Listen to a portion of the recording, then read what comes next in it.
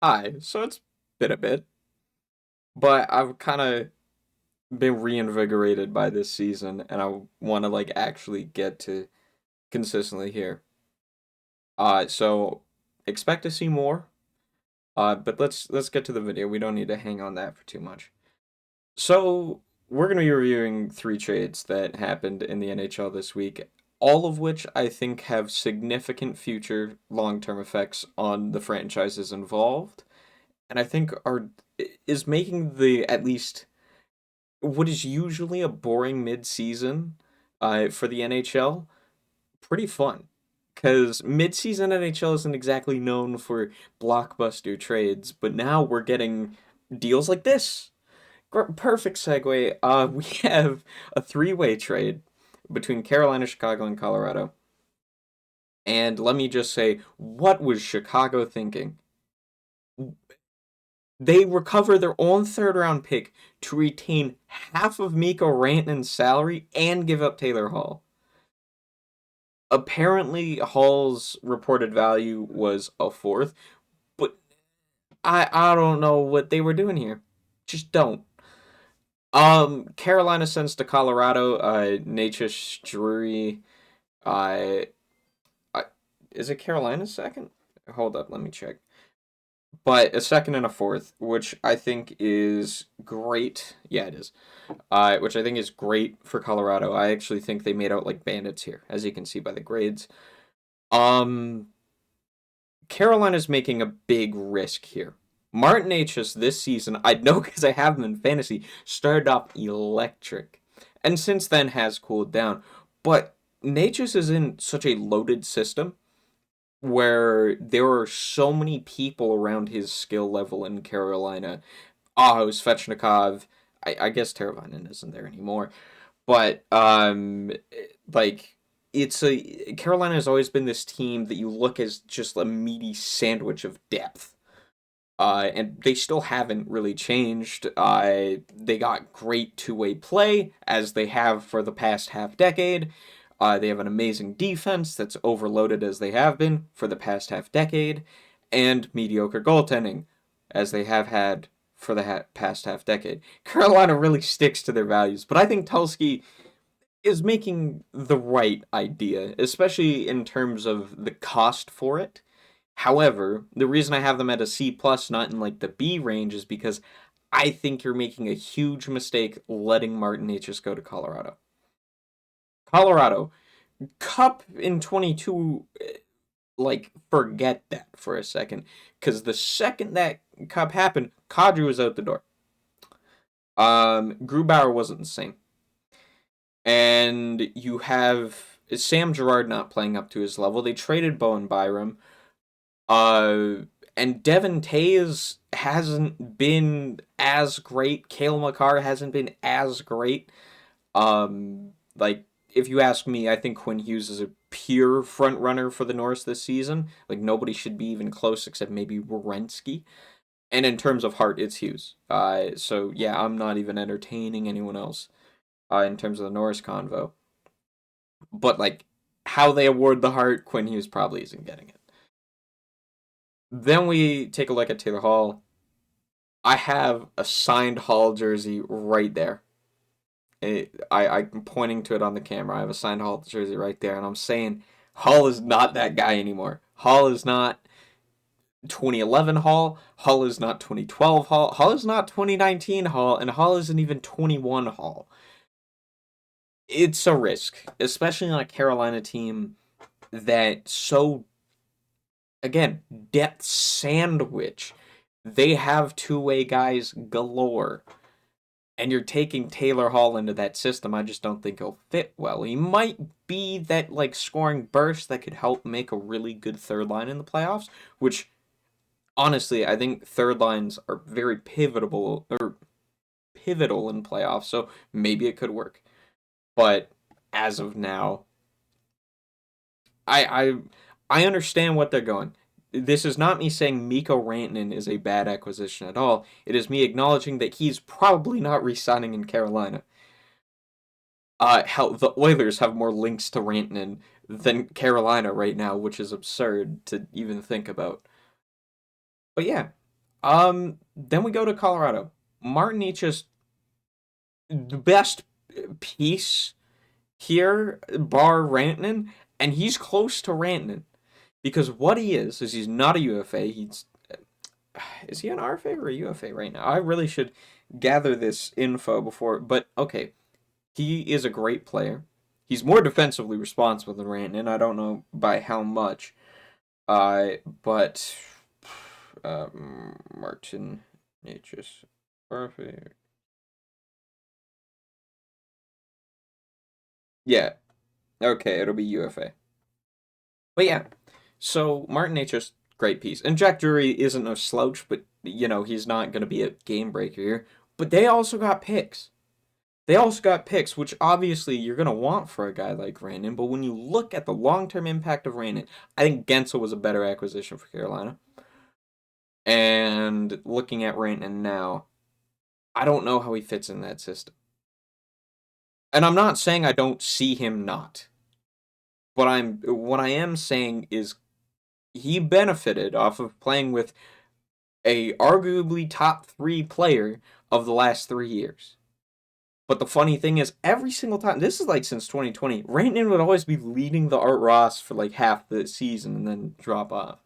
It's just a little tidbit, I know, but Rantanen himself, amazing player, but he will not have a McKinnon on that Carolina team.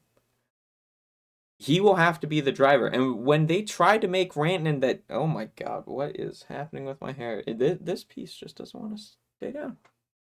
We'll take it. Either way, what happened on that, what happens without that McKinnon piece? Rantanen as a 2C didn't exactly work in Colorado. That's why he was originally going to be dealt. And I don't know. I know, here's the thing.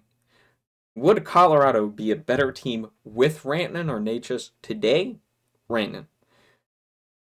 In 2 years? Martin Necas could become better. Because here's the thing, Colorado's biggest need since Kadri has been a 2C. A 2C that can put in the work. And Rantanen, amazing one-winger. Amazing line one-winger. Put him and McKinnon puts Rantanen into top 15, top 10 combos. But I don't see that with Rantanen in Carolina.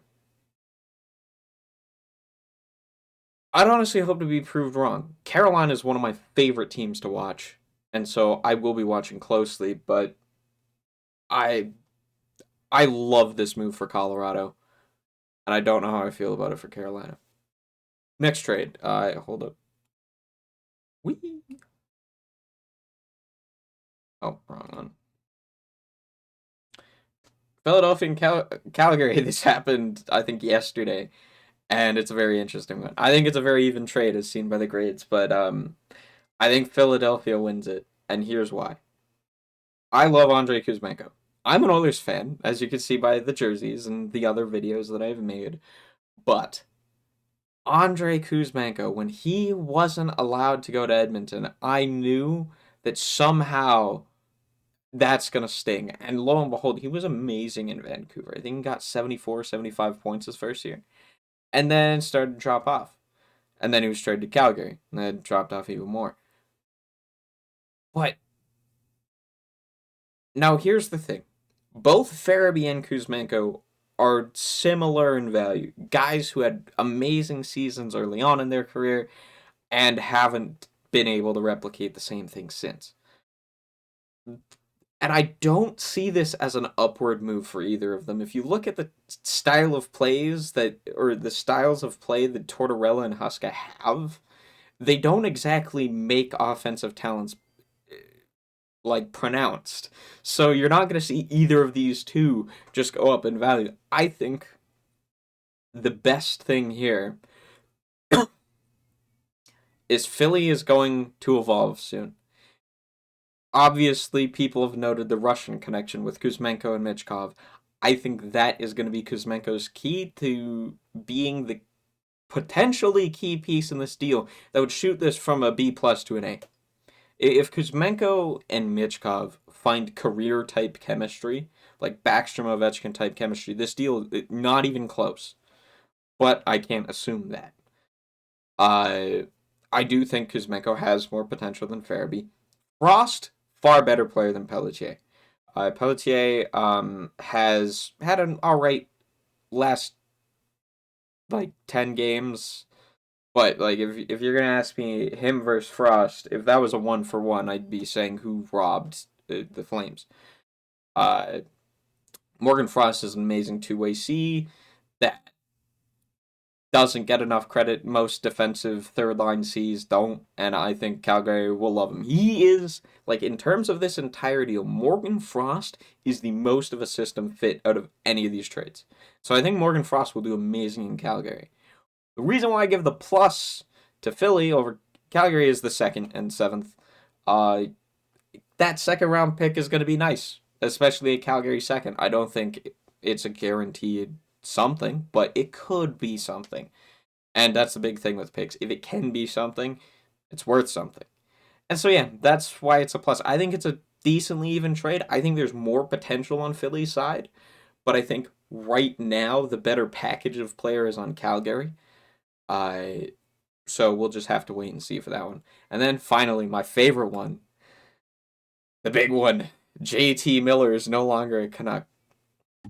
And here's the thing about me. I am an Edmonton Oilers fan, as I've said 3 times in this video. Vancouver, you'd think I wouldn't like him, but I have a Vancouver jersey somewhere over there. It's not on the wall. And I am friends with a lot of Vancouver people. So I don't hate them, but I don't love them because of how last year's playoffs gone. If not, they'd be like a top 3 team of mine. But I despise the New York Rangers. I absolutely hate them. Despise them. It ain't. I have nothing against Rangers fans. I hear so many people slander Rangers fans. I have nothing against Rangers fans. Rangers fans, you guys are okay. I don't interact with you much. I hate the Rangers organization because they have thought for so many years that the team was an actually good team at 5v5 when it was just Shesterkin saving their ass. And this could not be a better trade to show where they are going to go wrong. Jackson Dorrington, I'll admit, I know nothing about. I know nothing about Jackson Dorrington. So Jackson Dorrington is some like decent prospect. Maybe gets up to a C-. Maybe. I think the big thing here is you let Vancouver pawn off JT Miller for you with no salary retention. Eric Brandstrom, honestly, good piece, keeping this from being an F. I like Brandstrom more than Mancini. I could not give the slightest care to the height and weight of a player because if they're not going to be as skilled as a guy who's 6 inches shorter than them, that's worthless. I know Mancini's tall, and really that's it. I've seen Mancini play a couple times, but in terms of Mancini Brandstrom, I'm going to take Brandstrom. Although he is he is older, I believe. So who knows? Could turn out well.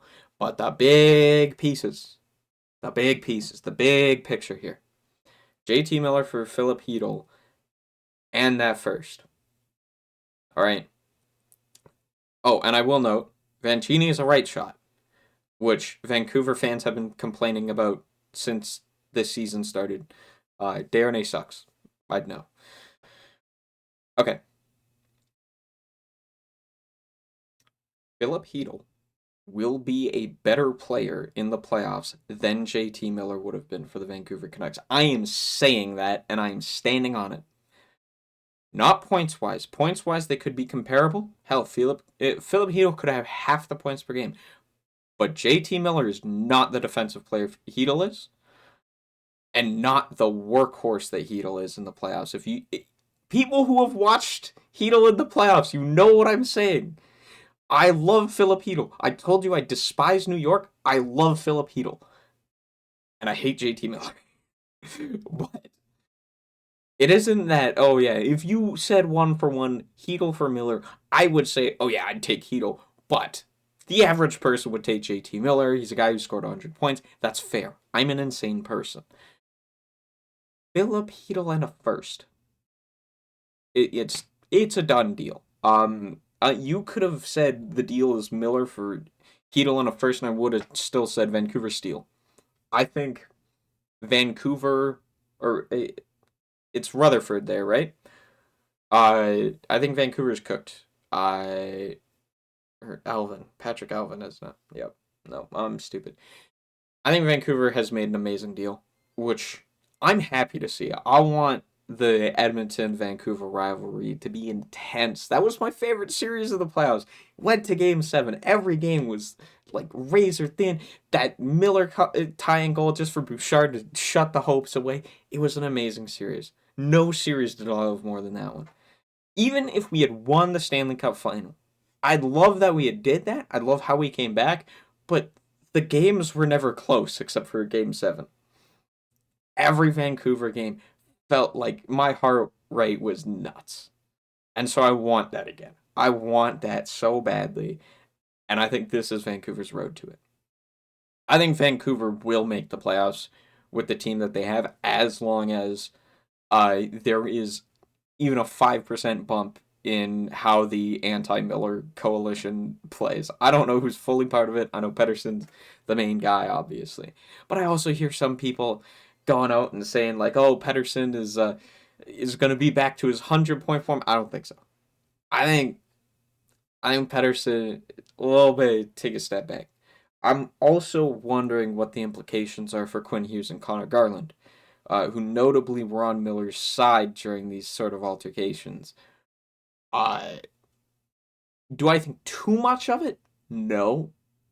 Commonly because Connor Garland is thrown out as a trade piece every 3 months by Vancouver, and nobody ever bites, probably because they overvalue him, or probably value him correctly, and every other team undervalues him. I really like Connor Garland, but I don't know. It's interesting to see. I still think Vancouver needs another decent defenseman, but I'm excited. I am very excited for every team except Chicago and New York. Even Carolina, who I didn't rate too high, it's Mikko Rantanen. Like, you can't really say, ooh, that's horrible. Nah, I don't know, I'm excited. But I'm hoping to be back. I want to make a mid-season report, also looking at my free agency thing, because I think few of those have came very, very, very accurate. Nashville. But yeah, all right. Have a good day. Oh wait,